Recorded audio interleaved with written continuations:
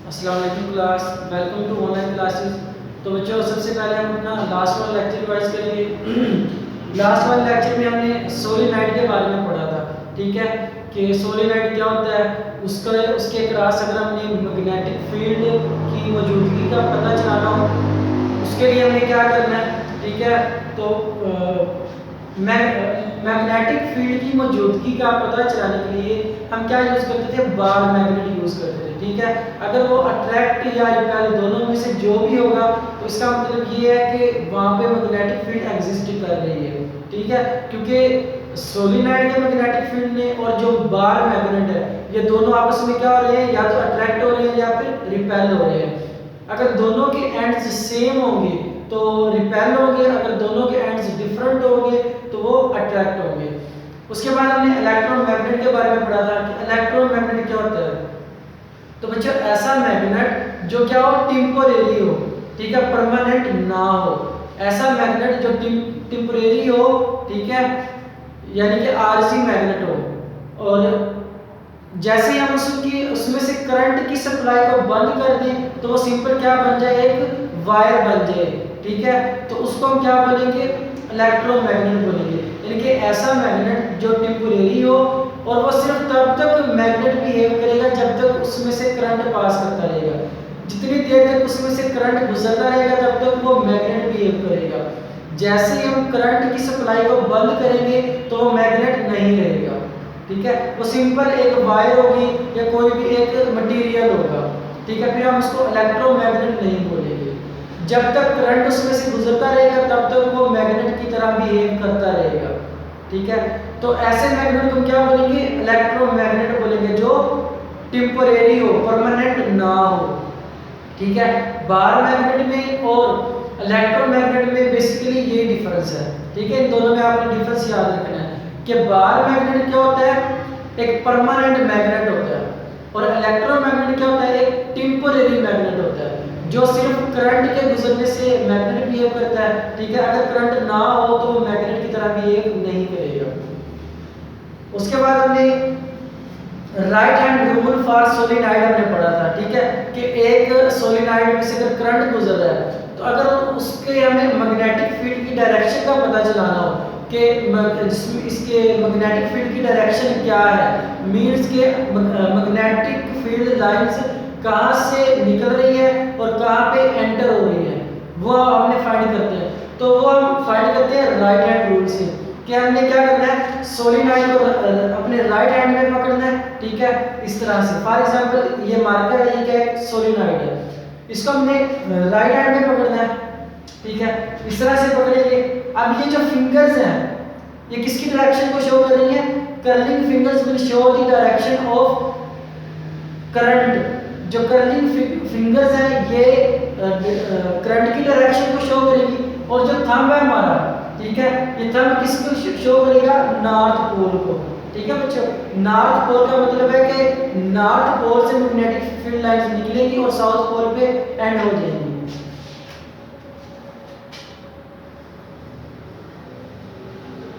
For example ये solenoid है हमारा, ठीक है, इसको हमने क्या करना है, ऐसे राइट हैंड में पकड़ लेना है, ठीक है। अब देखिए ये जो फिंगर्स हैं, ठीक है, कर्लिंग फिंगर्स, ये किसकी डायरेक्शन को शो कर रही है, करंट की डायरेक्शन को शो कर रही है।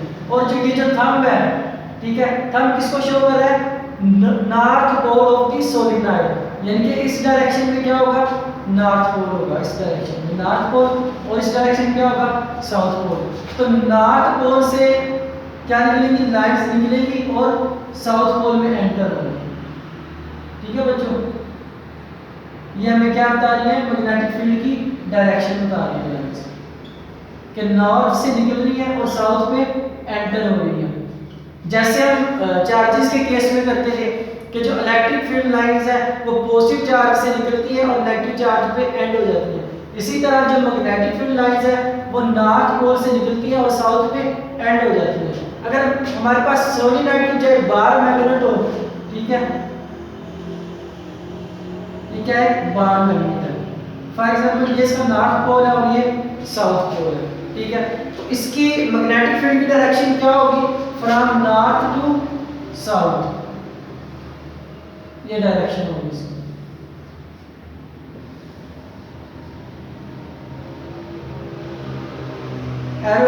आपने जरूर लगानी डायरेक्शन बताने के लिए कि नॉर्थ से लाइन निकल रही है और साउथ में क्या हो रही है, एंटर हो रही है। ठीक है तो बच्चों, तो मैग्नेटिक फील्ड की डायरेक्शन क्या होगी, नॉर्थ टू साउथ। तो यहाँ तक हमने पढ़ा था राइट हैंड रूल तक। आज का हमारा जो नेक्स्ट टॉपिक है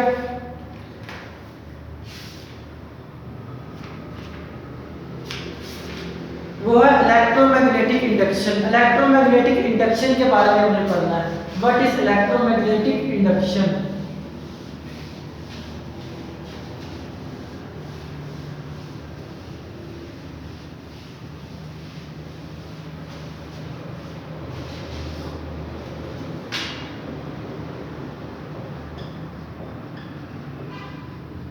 इलेक्ट्रोमैग्नेटिक इंडक्शन, इसके बारे में भी पढ़ेंगे। ठीक है बच्चों, तो ये देखिए ये जो वर्ड है इंडक्शन, इंडक्शन का मतलब क्या होता है कि एक बॉडी की वजह से किसी दूसरी बॉडी में करंट का इंड्यूस हो जाना।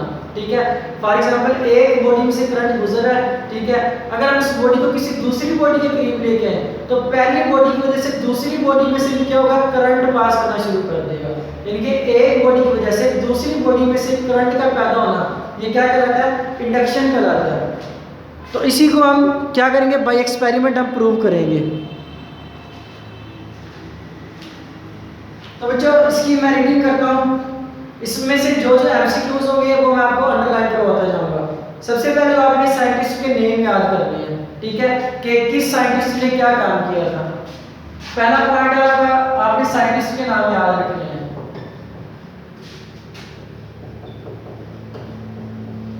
ठीक है बच्चों, इस पैराग्राफ में जितने भी साइंटिस्ट के नेम है उनका आपने नाम याद रखना है और उनका काम भी याद रखना है कि इस साइंटिस्ट ने ये काम किया था। ठीक है, एमसीक्यूज के लिए। तो बच्चों पहला साइंटिस्ट है Hans Christian Oersted and Ampere discovered that an electric current through a conductor produce a magnetic field around it. हमने सबसे पहले टॉपिक में इस चैप्टर के यही पढ़ा था कि एम्पियर ने ये कहा था कि जब भी किसी कंडक्टर में से करंट पास करता है तो उसमें उसके सराउंडिंग में क्या प्रोड्यूस हो जाता है, मैग्नेटिक फील्ड प्रोड्यूस हो जाता है। उसी की बात कर रहा है। ठीक है, अब वो कहते हैं कि Michael Faraday thought that the reverse must also be true, कि अगर करंट की वजह से मैग्नेटिक फील्ड पैदा होता है तो इसका रिवर्स भी पॉसिबल होना चाहिए। मींस मैग्नेटिक फील्ड से क्या प्रोड्यूस होना चाहिए, करंट प्रोड्यूस होना चाहिए। ठीक है बच्चों, मैं दोबारा फिर बता देता हूँ कि एम्पेयर ने और क्रिश्चियन ने ये कहा था कि जब किसी कंडक्टर में से करंट पास करता है तो उसके सराउंडिंग में क्या प्रोड्यूस हो जाता है। फॉर एग्जांपल ये कोई भी कंडक्टर है, जब इसमें से करंट फ्लो करता है, ठीक है, तो उसकी सराउंडिंग में क्या प्रोड्यूस हो जाता है, मैग्नेटिक फील्ड प्रोड्यूस हो जाता है। ठीक है बच्चों, बी से शो करते हैं मैग्नेटिक फील्ड को। लेकिन माइकल फैराडे कहता है कि इसका रिवर्स भी पॉसिबल होना चाहिए। मींस अगर यहाँ पे करंट की वजह से मैग्नेटिक फील्ड पैदा हो रहा है तो माइकल फैराडे कहता है कि मैग्नेटिक फील्ड की वजह से करंट भी पैदा होना चाहिए। ठीक है, कि अगर किसी बॉडी को हम मैग्नेटिक फील्ड में से गुजारे तो उसमें क्या प्रोड्यूस होना चाहिए, करंट प्रोड्यूस होना चाहिए। ये माइकल फैराडे का स्टेटमेंट है। That a magnetic field must produce an electric current. ठीक है बच्चों, ये किसकी स्टेटमेंट है, माइकल फैराडे की, कि जब किसी कंडक्टर को मैग्नेटिक फील्ड में से गुजारा जाए तो उसमें से क्या प्रोड्यूस होना चाहिए, यानी कि कंडक्टर में से करंट पास करना चाहिए। इसको अंडरलाइन कर लीजिएगा। आगे वो कहते हैं कि Faraday found that he could induce electric current by moving a wire through a magnetic field. ठीक है, वो कहता है उसने प्रूव भी किया एक वायर को मैग्नेटिक फील्ड में से जब उसने गुजारा तो वायर में से क्या प्रोड्यूस हो गया, करंट प्रोड्यूस हो गया। ठीक है बच्चों, फॉर एग्जांपल ये दो हमारे पास मैग्नेट है। ठीक है, ये क्या है, ये मैग्नेट है, परमानेंट मैग्नेट है। ठीक है, अब हमें पता है कि ये मैग्नेट है तो इनमें से क्या गुजरी होगी, मैग्नेटिक फील्ड लाइंस भी होगी इनकी। ठीक है, जैसे चार्जेस की इलेक्ट्रिक फील्ड लाइंस होती थी, इसी तरह मैग्नेट की क्या होगी, मैग्नेटिक फील्ड लाइंस होगी। जब किसी वायर को हम क्या करेंगे, किसी मैग्नेटिक फील्ड में से गुजारेंगे तो उसमें क्या प्रोड्यूस हो जाएगा, करंट प्रोड्यूस हो जाएगा। ठीक है बच्चों, ये माइकल फैराडे कहता है कि जब किसी कंडक्टर को मैग्नेट में से गुजारे या मैग्नेटिक फील्ड में से गुजारे तो जो कंडक्टर है उसमें क्या प्रोड्यूस हो जाता है, करंट प्रोड्यूस हो जाता है। आगे वो कहता है कि in the same year Joseph Henry also showed that a changing magnetic field could produce electric current, कि अगर हम मैग्नेटिक फील्ड को चेंज कर दें, ठीक है, मैग्नेटिक फील्ड की वैल्यू को चेंज करें तब भी क्या प्रोड्यूस होगा, करंट पैदा होगा। ठीक है बच्चों, ये भी आपने याद रखना कि जोसेफ हेनरी कहता था, देखिए माइकल फैराडे ने क्या कहा कि जब किसी कंडक्टर को मैग्नेटिक फील्ड में से गुजारे तो उसमें क्या प्रोड्यूस होता है, करंट प्रोड्यूस होता है। अब जोसेफ हेनरी क्या कहता है कि सिर्फ यही नहीं कि हम मैग्नेट में से कंडक्टर को गुजारे तो उसमें से करंट पैदा हो, बल्कि ये भी पॉसिबल है कि अगर हम मैग्नेटिक फील्ड की वैल्यू को चेंज कर दें, ठीक है, मैग्नेटिक फील्ड की वैल्यू को चेंज कर दें तब भी इलेक्ट्रिक करंट प्रोड्यूस हो जाएगा। ये जोसेफ हेनरी का कहना है। ठीक है, इसको भी अंडरलाइन कर लीजिएगा। Now we shall discuss Faraday experiment for the production of EMF in the magnetic field. आपने याद रखना है कि जो EMF होती है, EMF किसकी वजह से प्रोड्यूस होती है, due to the change in magnetic field. EMF is produced, इसको अंडरलाइन कर लेना आपने, EMF is produced by changing the magnetic field,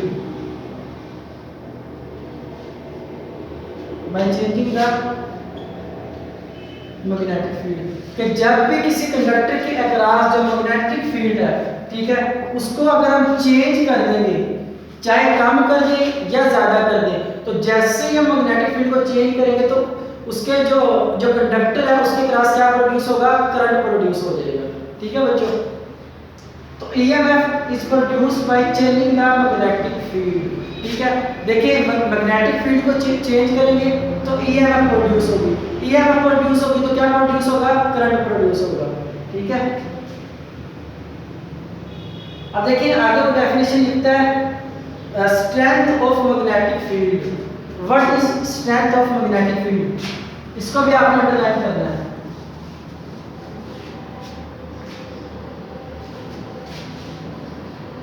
strength of magnetic field,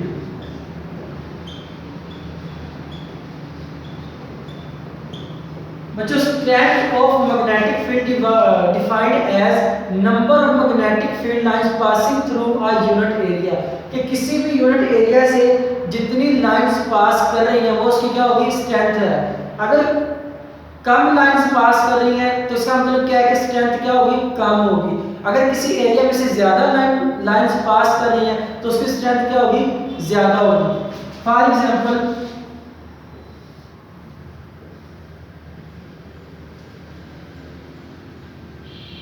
ये कोई भी एरिया है, ठीक है बच्चों, इसमें से जितनी लाइंस गुजरेंगी इस एरिया में से वो इसकी क्या होगी, स्ट्रेंथ होगी। क्या होगी, स्ट्रेंथ होगी। किसी यूनिट एरिया में से जितनी number of magnetic field lines गुजरेंगी वो उसकी क्या होगी, स्ट्रेंथ होगी। अगर कम लाइंस गुजरेंगी तो उसकी स्ट्रेंथ भी क्या होगी, कम होगी, और अगर ज्यादा लाइंस गुजरेंगी तो उसकी स्ट्रेंथ भी क्या होगी, ज्यादा होगी। तो this is called strength of magnetic field.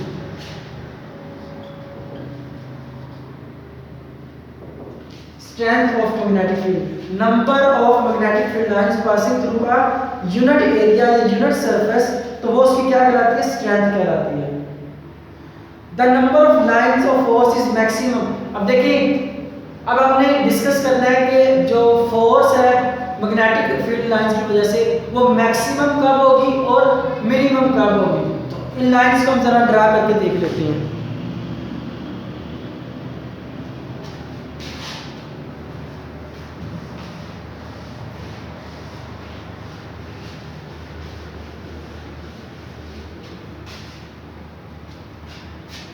देखिए बच्चे फॉर एग्जांपल मैक्सिमम का हम केस डिस्कस करते हैं कि मैक्सिमम स्ट्रेंथ कब होगी।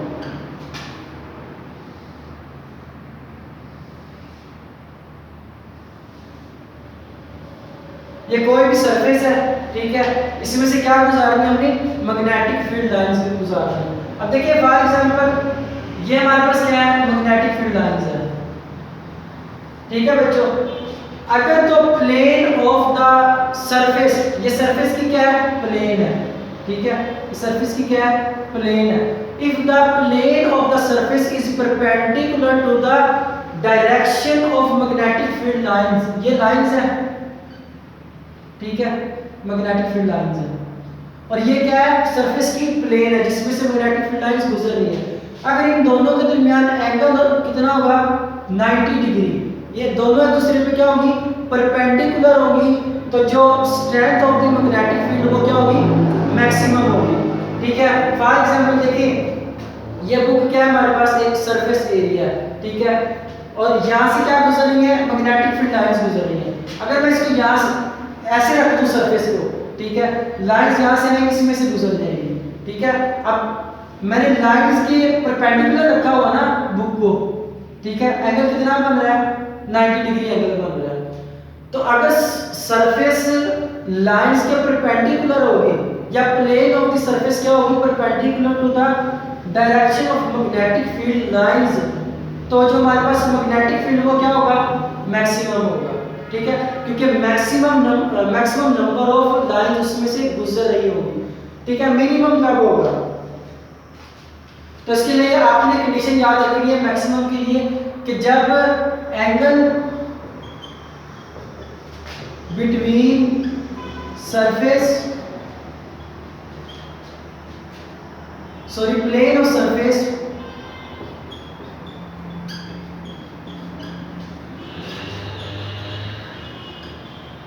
and magnetic field lines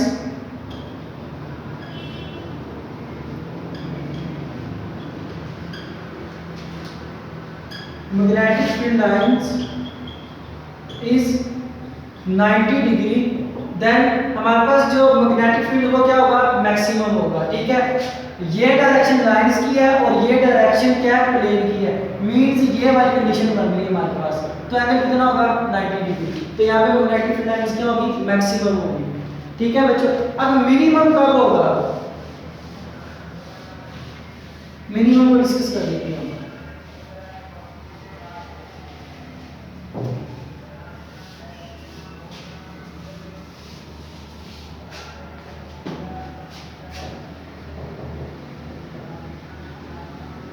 strength of magnetic field minimum कब होगी, देखिए बच्चे फॉर एग्जांपल ये सरफेस है हमारे पास,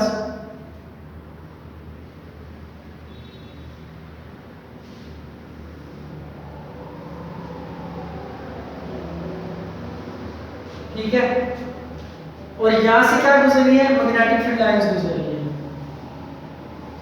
अब देखिए ये 3D व्यू है, अब हमने कैसे रखा हुआ है, इस तरह रखा हुआ बुक को, यानी कि जो सरफेस हमने इस तरह रखी हुई है, यहाँ पे पहले सरफेस इस तरह थी, ठीक है, अब सरफेस कैसे है, ऐसे है, ठीक है बच्चों। तो देखिए लाइंस क्या होगी, या तो इसके ऊपर से गुजर जाएंगी या फिर नीचे से गुजर जाएंगी, क्योंकि लाइंस के पास गुजरने के लिए रास्ता ही नहीं है, ठीक है, ये कंडीशन बनेगी ऐसे कुछ, ठीक है। लाइंस क्या होगी, या तो इसके ऊपर से गुजर जाएंगी या फिर नीचे से गुजर जाएंगी, ठीक है, मींस के सरफेस में से लाइंस नहीं गुजरेंगी, ठीक है बच्चों। तो देखिए दोनों के दरमियान एंगल कितना बन रहा है, 0 डिग्री बन रहा है, दोनों के दरमियान एंगल कितना होगा, 0 degree. when the angle between plane of surface and magnetic field lines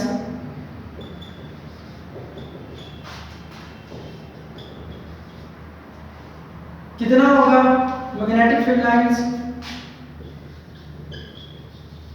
is 0 degree means कि जब magnetic field lines and plane of the surface की क्या होगी, पैरेलल होगी, यानी कि जब लाइंस क्या होगी, पैरेलल होगी to the plane of the surface, then the magnetic strength of magnetic field will be minimum. ठीक है बच्चों, जब एंगल कितना हो 0 डिग्री होगा तो हमारे पास जो स्ट्रेंथ ऑफ मैग्नेटिक फील्ड है वो भी क्या होगा, मिनिमम होगा या 0 होगा। ठीक है बच्चों, मैं दोबारा फिर बता देता हूँ कि फॉर एग्जांपल अब हमने सरफेस को इस तरह रखा हुआ है, जब मैक्सिमम थी तब सरफेस इस तरह थी, मींस परपेंडिकुलर प्लेन थी। ठीक है, मैक्सिमम नंबर यहां से गुजर रहे थे इसकी सरफेस में से। अब हमने सरफेस को रख दिया है इस तरह, तो मैग्नेटिक फील्ड या तो ऊपर से गुजर जाएंगी, ठीक है, या तो इसके ऊपर से गुजर जाएंगी या फिर नीचे से गुजर जाएंगी, सरफेस के अंदर से नहीं गुजरेंगी। तो जब सरफेस के अंदर से लाइन से नहीं गुजरेंगी तो वहां पे मैग्नेटिक फील्ड भी प्रोड्यूस नहीं होगा। ठीक है, तो वहां पे स्ट्रेंथ क्या होगी, 0 होगी या मिनिमम होगी। ठीक है बच्चों, यहाँ तक आज हमें क्लियर करना था। ठीक है, इसकी बार बार रीडिंग करें और जो मैक्सिमम और मिनिमम वाली लाइंस हैं उनको आपने अंडरलाइन कर लेना। ठीक है बच्चों, अल्लाह हाफिज़।